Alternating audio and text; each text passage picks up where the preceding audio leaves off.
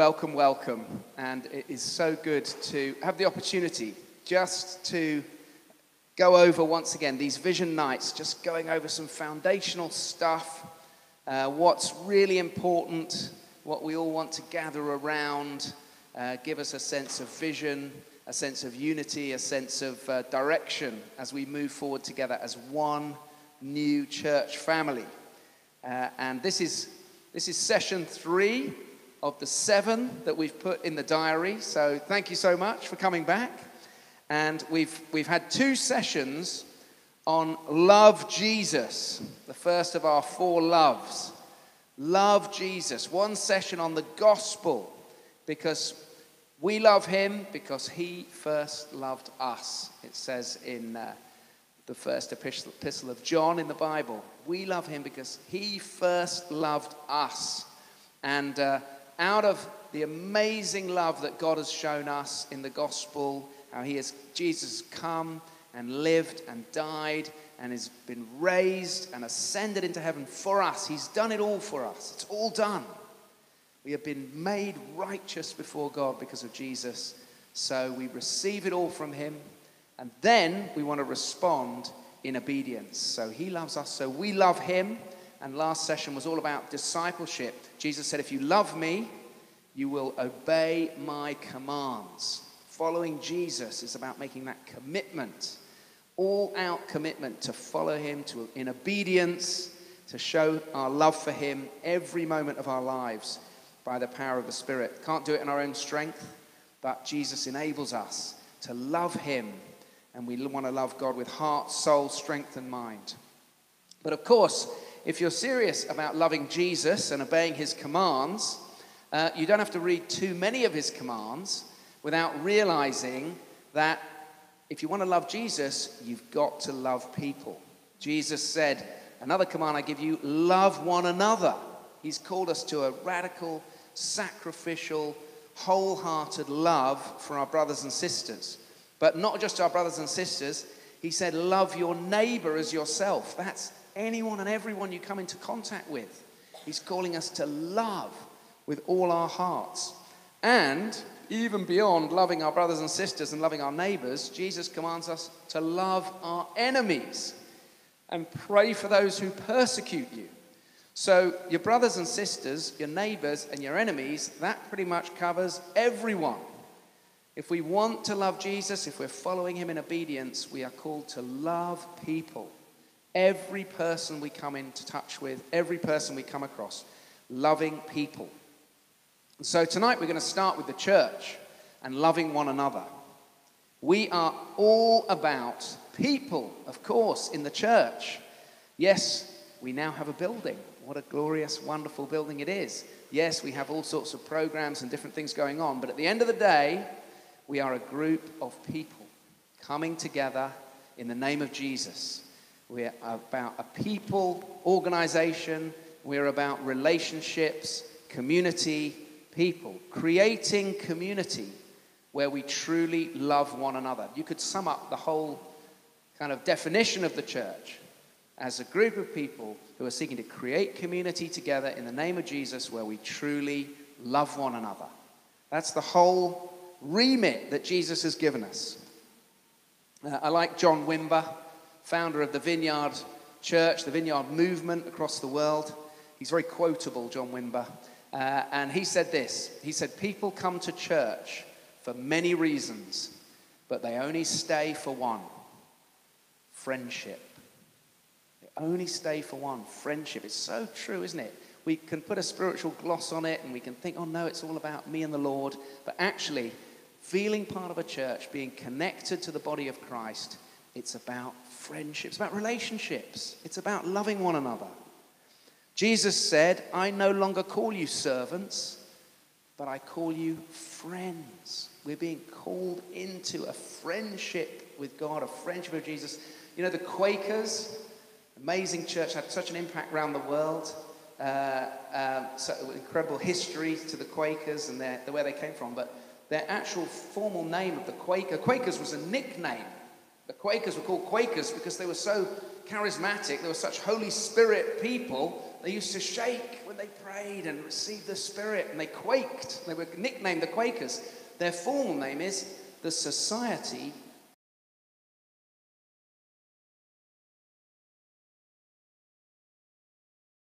called to love one another as true friends. The church is a community of strong, healthy, loving relationships. And when church is like that, it's such a joy to belong to. That community of friends with strong, healthy, loving relationships. But of course, it's so true, isn't it? We can have the best building, the most amazing programs, wonderful events, fabulous speakers and musicians. We can have a terrific website and all the amazing resources you can imagine, but without love, we're nothing. That's what Paul says in 1 Corinthians, doesn't he? You can have all these gifts, all this amazing spirituality, but without love, you're nothing. We are called to be a community of loving relationships. But when the relationships are broken, some of us will have experienced this, even in church, when things go wrong and relationships go wrong. Church can be the loneliest place on earth when the relationships are not right. Church is relationships. We're a body, a family, a community. We're all joined together. We're not a collection of individuals, each doing our own thing with God. We're a family. We're a body. We're a community. Church makes no sense as individuals. Church only makes sense as a community of relationships. That's why small groups are so important. Midweek home groups, getting together in smaller groups, because they're about relationships. You gather together in a church of 200-300 people, you're not going to get to know everybody as a friend. You're not going to be able to truly love every person and share life with them. We need to find a smaller group to belong to, a small community where we can really share life together and build relationships and learn what it means to love one another. So when church is working right, when it is a truly authentic community of love, it is amazing. It is amazing. And Julia, we're working through Acts on Sunday mornings, and we've just sort of arrived at Acts chapter 2, and Julia just touched on this wonderful passage, and we're going to continue with this. This is my reading for this coming Sunday morning at 11 a.m. From the book of Acts. We're thinking about a truly authentic, loving community. Well, here's the first one. Acts chapter 2, after the day of Pentecost, verse 42 and following.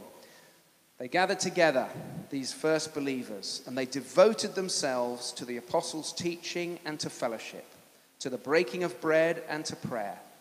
Everyone was filled with awe at the many wonders and signs performed by the apostles. All the believers were together and had everything in common.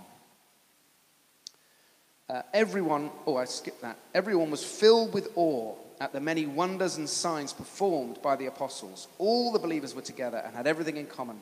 They sold property and possessions to give to anyone who had need. Every day, they continued to meet together in the temple courts. They broke bread in their homes and ate together with glad and sincere hearts, praising God and enjoying the favor of all the people. And the Lord added to their number daily those who were being saved. What a wonderful vision of community, of loving fellowship and community that is in that early church community. Meeting together every day, sharing everything with one another, meeting in each other's homes, praying together, seeing God work in power amongst them. It's not surprising that the Lord added to their number every day. People wanted to join a community like that. I'm just going to read to you a section from Bill Hybels' book. Bill Hybels, the American church leader, called Courageous Leadership, this book.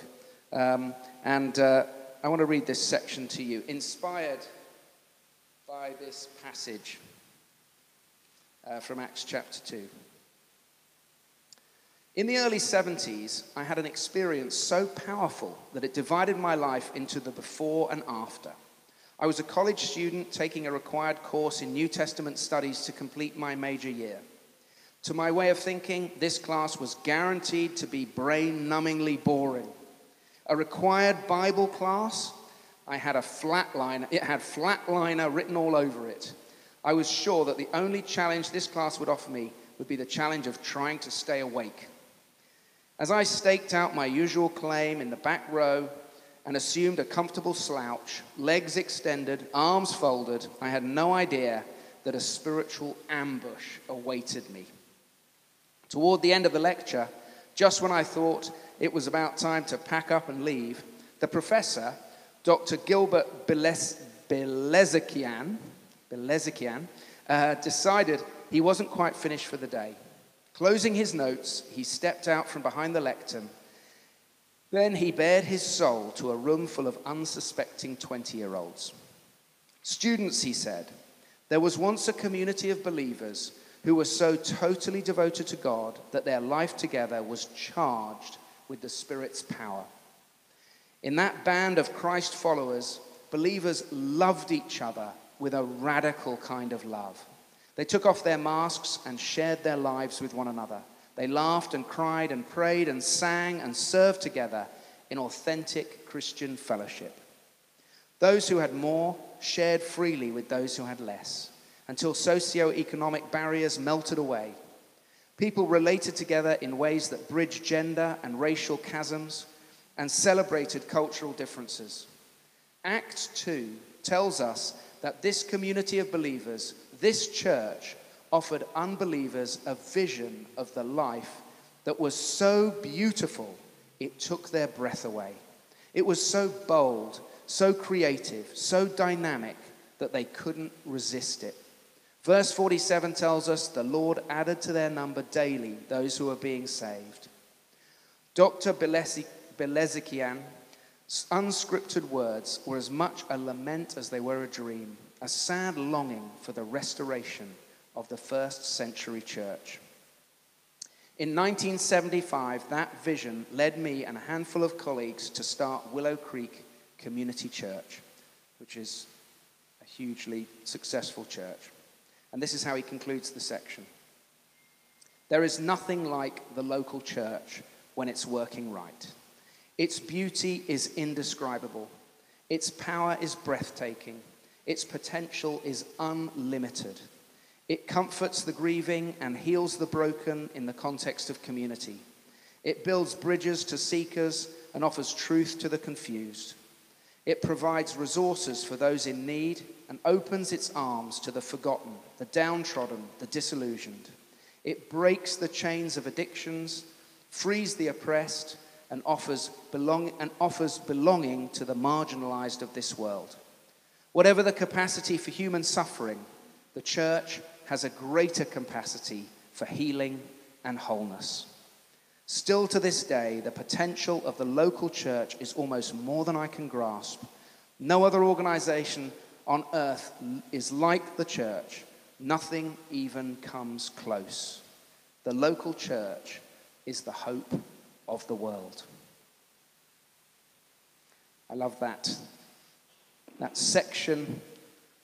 It's so inspiring. Just simply the church, the local church, when it's working right, there's nothing like it.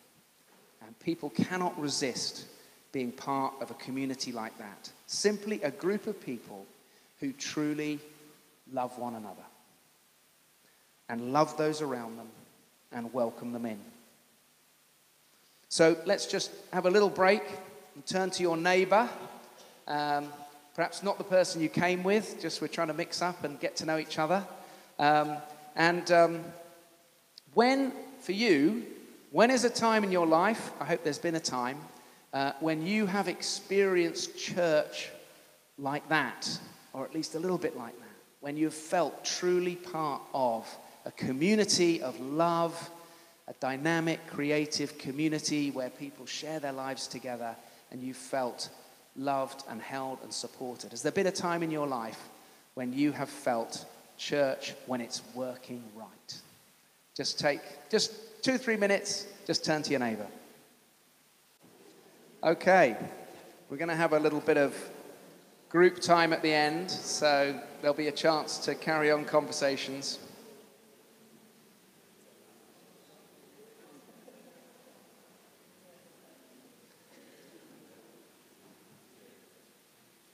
I've experienced church as an amazing community many times over the years, but the time that stands out is been, of course, and often it is, isn't it, the toughest time in my life, the toughest time in our life as a family, when sadly Caroline had a stillbirth. We lost our fourth child, Micah. We got 3 boys, and our 4th son was stillborn. It was just such a tragedy, such a hard time. And we were completely wiped out as a couple. Back in 2007, this was. We were completely floored by it. Grief is just so exhausting and so confusing, so painful. Never felt any pain like it, the loss of a baby. It was awful. But the church gathered round us as we were just feeling so broken and so lost, and cared for us and held us and loved us in such a wonderful way. Our home was like a flower shop. It was filled with cards and flowers from so many people. I don't think we cooked a meal for about 3 months because so many people brought us food and cared for us in that way. We early days in the church plant, and it was very, very demanding time church-wise, but all my church work was looked after. The team just said, Will, don't even think about it. Take as long as you need. Everything was covered. We had so many kind words sent to us, so many thoughtful gifts. Our children were cared for. And then some people gathered together and even paid for us to go on a holiday of a lifetime, to go on a Caribbean holiday, which we've never, ever been before. I doubt we ever will again. But it was just given as a gift. And we just felt God's love poured on us through the church family. And we were so cared for. It was so hard, that time in our lives. But at the same time, as I look back on those few months, that period, I can't help looking back on it as actually a beautiful time as well, in the midst of the grief. A beautiful time where it brought the best out of our church community.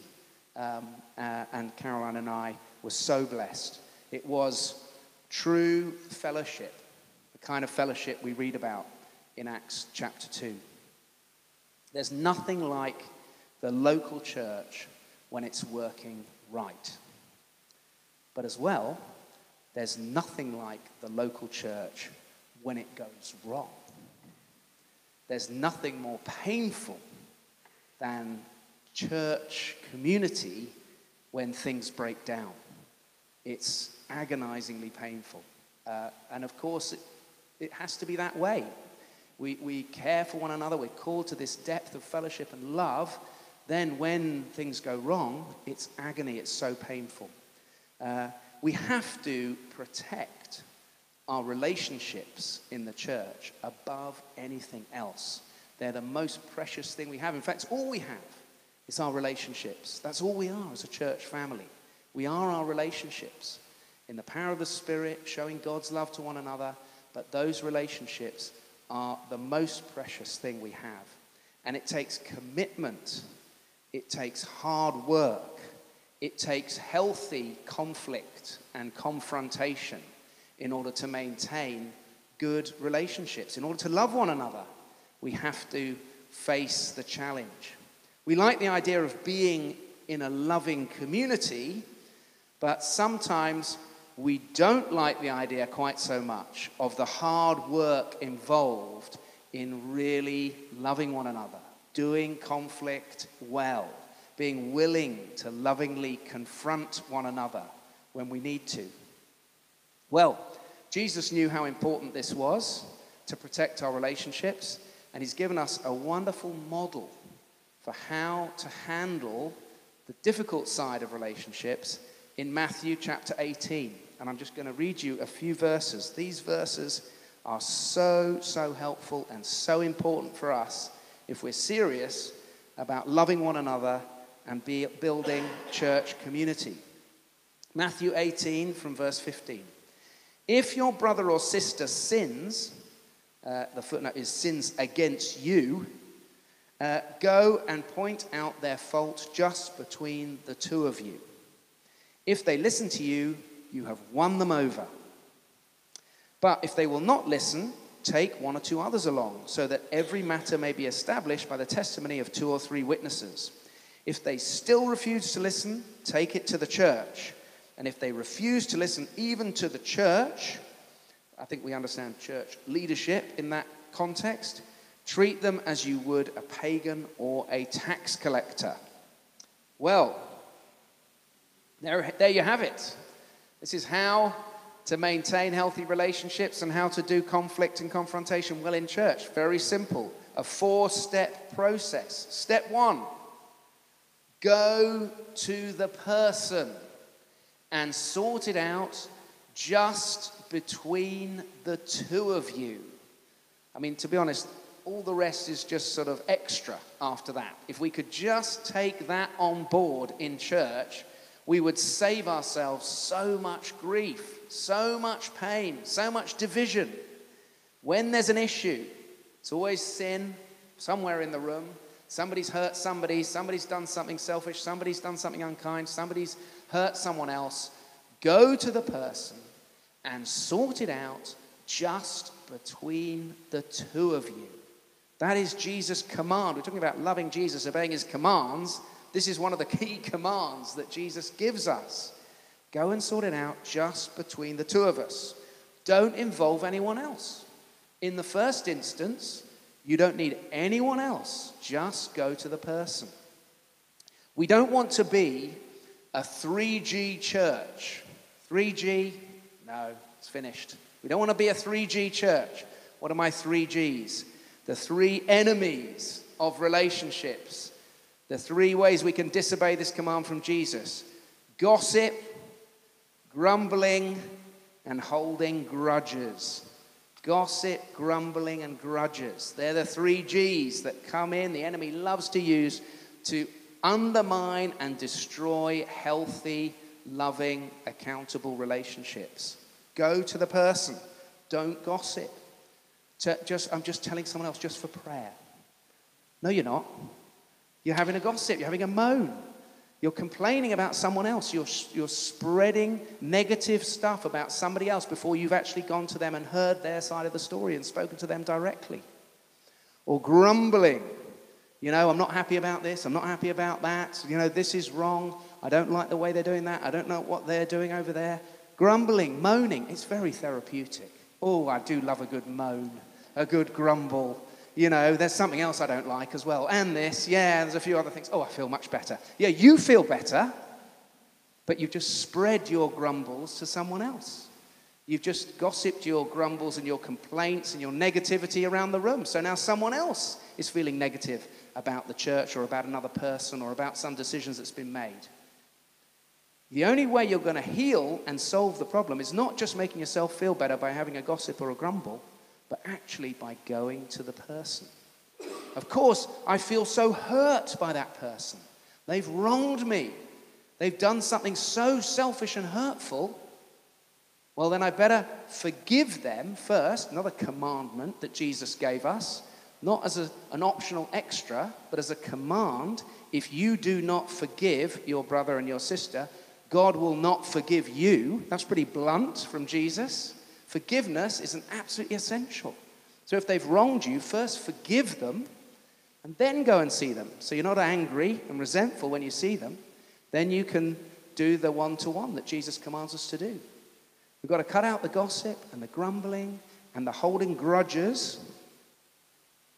Just a little thing on this, which is a brilliant book, which Caroline, my wife, all the good books in our house usually come via Caroline, recommended for our family, to help our family in our communication. called Non-Violent Communication. And it's been written by a guy, I've forgotten his name now, I should have checked it. Written by a guy who's done an awful lot of work with terrorists and other, violent organizations and peacekeeping situations. Perfect for our family.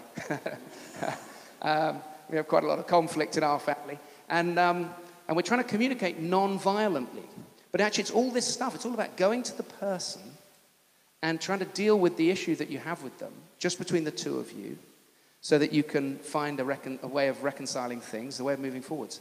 And the whole thing is based around when you go to confront someone, when you go to challenge someone, when you go to raise something with someone, your first goal is not to put them right, not to tell them what they've done wrong and tell them how they've hurt you and make sure they understand that you're right and they're wrong. That's not your first goal. Your first goal is to understand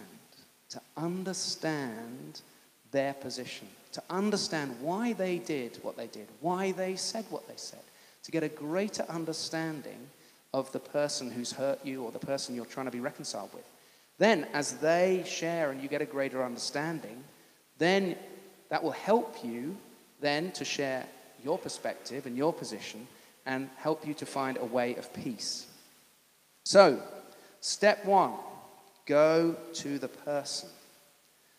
Someone said to me, a friend of mine, who may or may not be in the room, I think his father gave him a bit of advice and said, when it comes to, conflict, when it comes to issues, you can either be right or you can have friends.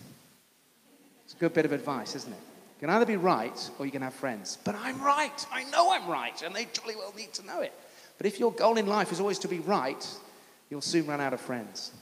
If your goal is to understand, if your goal is to be reconciled, if your goal is to love one another, have good relationships, then you don't always have to be right. What does Paul say? Isn't it better to be wronged and to maintain fellowship rather than get your rights? That's not what it means to follow Jesus. But Jesus gave us a process. Go to the person, sort it out just between the two of you. If you can't do that, if you can't be reconciled by just the two of you, then ask somebody to help.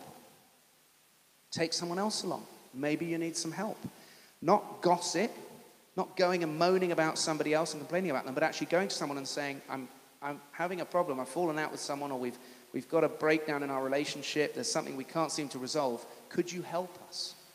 Could you come, a wise person, a loving person, someone who's kind and who can help, who's good at relationships, who's got a track record? Could you come and help us to resolve our issue? If that doesn't work, then go to the church leadership and say, we need some help here because we can't have conflict, unresolved conflict in the church. It's interesting this because you sort of think, oh, Jesus is just going through this list and saying, yeah, we're going to sort this out. Actually, what strikes me is that Jesus doesn't say, if you've tried with the person and you've taken a friend along and you've really tried hard to sort things out, well, you've done your best. Just leave it. Just leave it. It'll be fine. We won't worry about it. You've done your best. Don't go there. Anything for a quiet life. Jesus doesn't say that because he knows if you've got unresolved conflict in the church, it is going to fester and stew and create division and create issues down the line. Jesus is absolutely committed to resolving issues between brothers and sisters in the church. He says if you can't sort it out on your own and you can't sort it out with a friend, take it to the church. So whatever your church structure is, take it to the church leadership and say, we need help. This needs to be resolved. We can't have unresolved conflict in our church community because we're a community of love. We're a family. We've got to love one another and be one and be united in Christ. How can we have conflict that is not resolved? Please help us. And if both parties believe that, you will always be able to resolve it because you'll just come under the authority of the church leadership and say, please, if we need a ruling, we'll have a ruling, but please tell us how to move forward and we need to resolve this issue.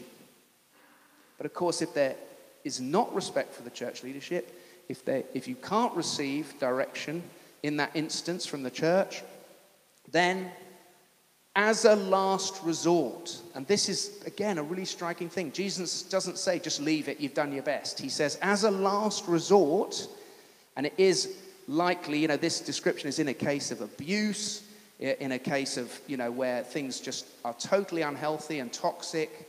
There are times when you need to be protected. You need to protect yourself, not put yourself through that again. You need to protect the church from an abusive person sometimes, if it's a last resort, and there needs to be a separation. But again, Jesus says, you can't let that unresolved conflict stay in the church. And if you've tried everything and you cannot resolve it, then you have to separate. Because you can't have that staying in the church. You've got to separate, and one person has to leave the church. And that has happened sometimes. And it's the most healthy and helpful thing. And then it says, it's interesting, it says, and treat the person as a pagan or an unbeliever. That sounds terrible, doesn't it? Gosh, that sounds drastic. But actually, how are we called to treat those outside the church? How are we called to treat people who are, unbelievers? We're called to love them. We're called to evangelize them. We're called to show them the love of God and pray for them. Pray for a transformation. Pray for a change of heart. Pray that they might come to their senses. Pray for our enemies. So that's Jesus' model. What does true, loving community look like? What does it really mean to love people? And tonight we're really looking at what that means to love people within the church family. Next time we'll be looking at what about to welcome those in, to love people outside the church family and see how we can be a welcoming church. But what does it mean to truly be a loving community? No gossip. I'm going to cut that out. If you hear somebody gossiping, nip it in the bud. I don't want to hear that. I don't think you should be telling me this. This isn't something for me. If you need to talk to the person, go to them. We've got to hold each other accountable on this. We all, from time to time, fall into it. Love a little bit of gossip, bit of a grumble. Holding those grudges, bit of unforgiveness. Feels so good, doesn't it? Just to stew on those things. But we've got to be disciplined. We're going to be a loving community. And we've got to be willing to confront. Willing to confront. Gosh, we find Christians are the worst at confrontation, aren't we? We'll do anything to avoid confrontation. Because we're so nice. We're such lovely Christians. We don't want to upset anyone. We just want to be nice. But actually, sometimes you've got to speak the truth to people. You've got to love one another enough to tell each other the truth.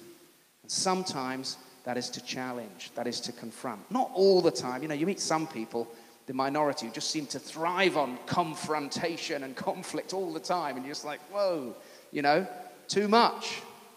But for most of us, we err on the side of avoiding conflict. We just let things go, we don't deal with them, and then the upset and the hurt builds up, and then the gossip and the grumbling sneak out, because we're not going to the person. So, instead of gossip and grumbling and grudges, let us honor one another. Let us have grace for each other. That's the gospel. It's love that is undeserved.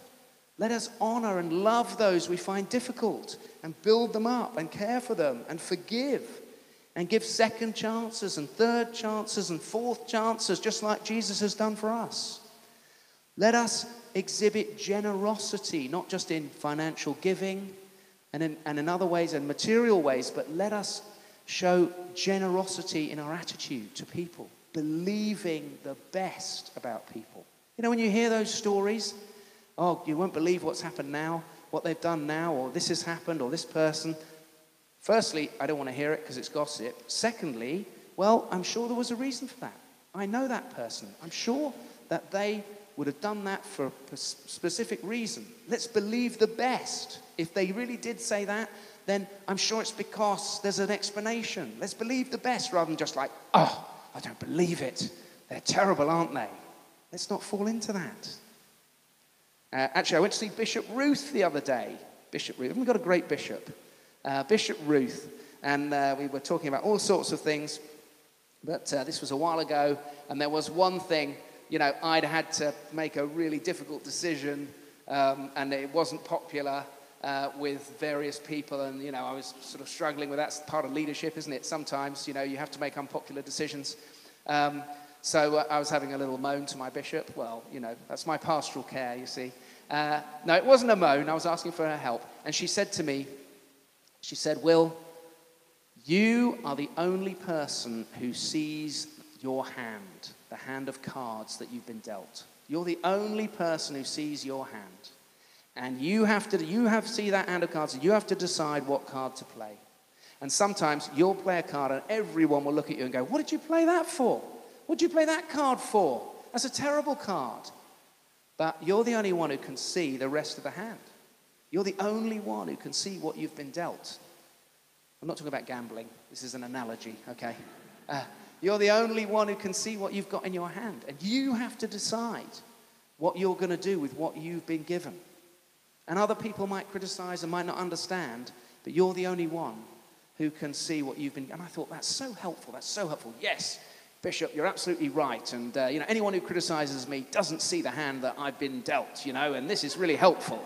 And then I went home, and then someone else had made a decision that I wasn't happy with. And I was having a little grumble to Caroline, you see, just fighting against that temptation to grumble and saying, I don't know why they've done this. I don't know why they made this decision that's so wrong, and, I can't understand it.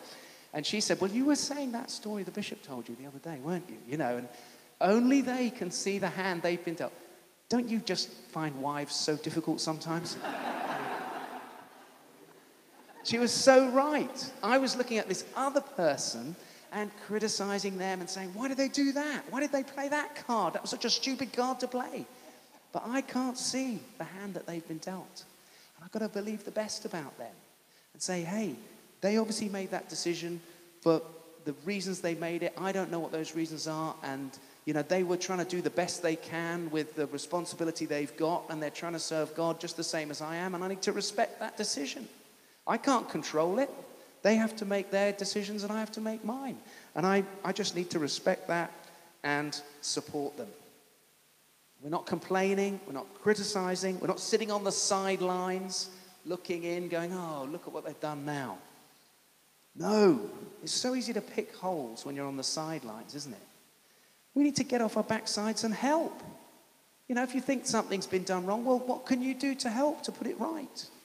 We need to encourage one another. Go and speak encouragement. Build each other up. Somebody's struggling. Don't go, oh, what are you doing that for?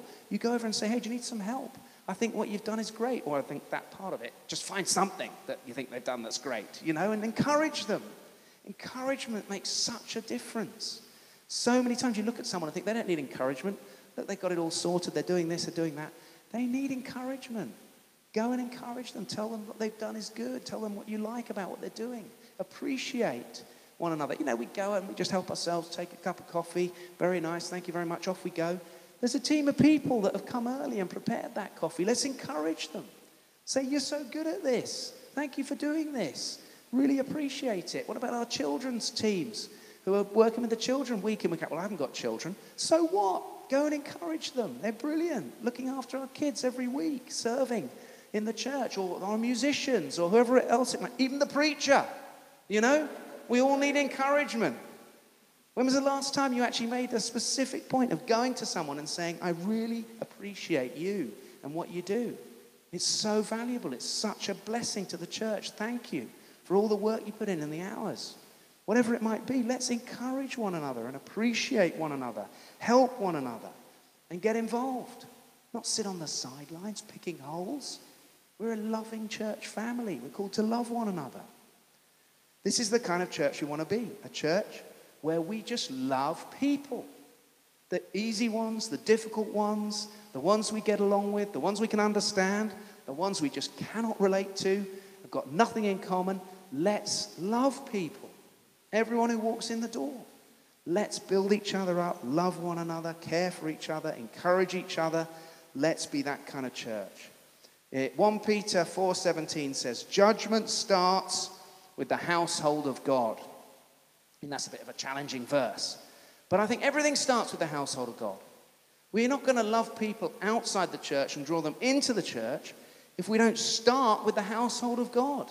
If we don't love one another in the church. Who's going to want to be part of a church if we don't even love each other? We've got to be so filled with loving relationships in the church that everyone who comes in just thinks, I want to be part of that. That'll be great. And that's what we're going to look at next time. Inviting people in, welcoming people into a church that truly loves Jesus and loves people. Amen. So, 3 questions before you go home. We've got about 20 minutes just to turn, form groups. If you're in a regular small group, it'd be great if you can gather together. But if you're not in a regular group, join one of the others, and nice to mix it up and get to know each other a little bit. So join a group, any group. Don't let the groups get too big. And we've got 3 questions on the slide there. When have you experienced God's love most powerfully in the local church? Well, that was the question that we started a few minutes ago. So if someone else wants to share on that, that would be great. Loving one another takes time and effort. How can we build stronger fellowship in the church or in our small group, our home group community? How could we be more loving and more giving to one another in our group?